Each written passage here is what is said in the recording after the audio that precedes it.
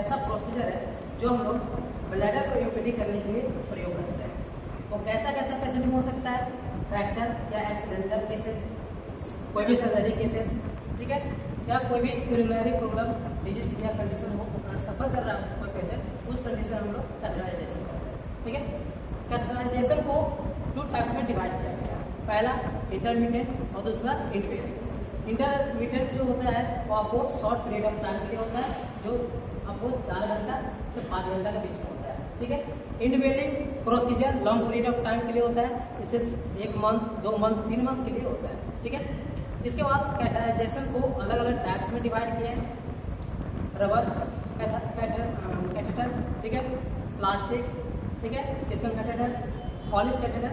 Foley catheter का 2 सब types है, 2 वे कैथेटर और 3 वे कैथेटर। ठीक है, इसका मेजरमेंट यूनिट है फ्रेंच स्केल, जिसको हम लोग डिनोट करते हैं एफआर से। ठीक, इसमें अलग अलग कैथेटर यूज होता है, जैसे चिल्ड्रन में 8 से 14 एफआर, ठीक है, वुमेन में 14 से 16 एफआर और मेल में 16 से 18 एफआर। ठीक है, तो अब हम लोग प्रोसीजर को स्टार्ट करने वाले हैं। ठीक, सबसे पहले पेशेंट को जो भी पेरिटोनियम जो रीजन है, सबसे पहले पेरिटोनियम रीजन को हम लोग क्लीन करेंगे।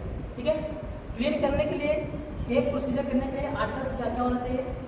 आर्टिकल्स आपको फॉलिस कैथेटर होना चाहिए, ठीक है, स्ट्रैप कॉटन होना चाहिए, ठीक, स्पॉन्ज हुक होना चाहिए या स्पॉन्ज होल्डिंग होना चाहिए, ठीक है, ये लेवल का डिस्पोजल होना चाहिए, ठीक, और उसके बाद किडनी ट्रे, बॉवेल और एनएस पानी होना चाहिए।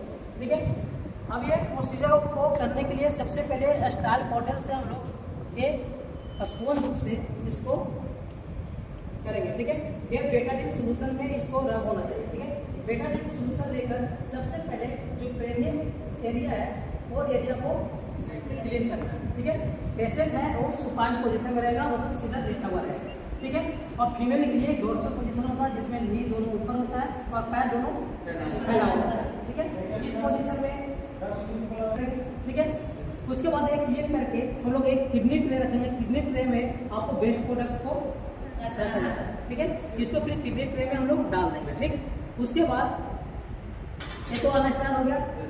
अगर ये प्रोसीजर कर रहे हैं तो इसका जो पार्ट्स है, जैसे ये आपका फॉलिस कैथेटर है, जिसको हम बोलते हैं क्या बोले, बैलून नॉटलेट, यूरिन नॉटलेट, ये रबर लैटेक्स से बना हुआ रहता है, इसको यूरिनरी ओपनिंग बोलते हैं, और यहाँ पे बैलून होता है। ठीक है, यहाँ पे अगर इसे इंसर्ट करने से पहले सबसे पहले पेनिस को उठाना है। ठीक है, और इसके अंदर लिग्नम जेल जेली डालना है। ठीक है, लिग्नम जेल जेली इस एरिया में जाएगा जहाँ पे उसका ओपनिंग होता है, और उस एरिया में लिग्नम जेल जेली डालना है। उसके लिए पेशेंट को अंदर से 30 सेकंड तक इसको छोड़ देना है, क्योंकि अगर वो उसको लुब्रिकेंट प्रोवाइड होगा अंदर में, वो मसल सुन होगा तो उसको पेन न हो सके, इसलिए इसके लिए हम लोग लिग्नम जेल यूज करते हैं। ठीक है, उसके बाद जेली यूज करने के बाद हम लोग कैथेटर को डालेंगे। मिनिमम जो मेल जो कैथेटर डलाता है वो 15 से 20 सेंटीमीटर डलाता है। ठीक है, और फीमेल में 5 से 7 सेंटीमीटर। ठीक, फॉलिस कैथेटर जैसे ही इंसर्ट किए, उसके बाद इंसर्ट करने के बाद जब ये 15 से 20 सेंटीमीटर जितना जाना चाहिए था, अगर उतना इंसर्ट हो जाएगा, उसके बाद ये जो आपको बैलून आउटलेट है, यहाँ पे 10 ml का एनएस लेना है।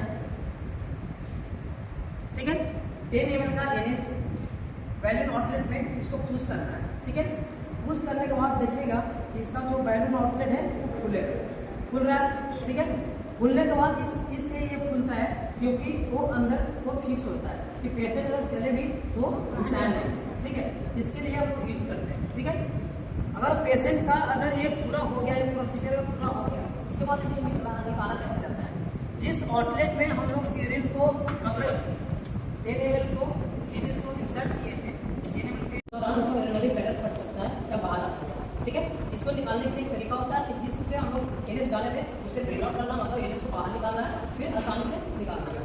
ठीक है, और निकालने के बाद फिर अपना पूरा जितना भी है पेशेंट को प्रॉपर ढक देना।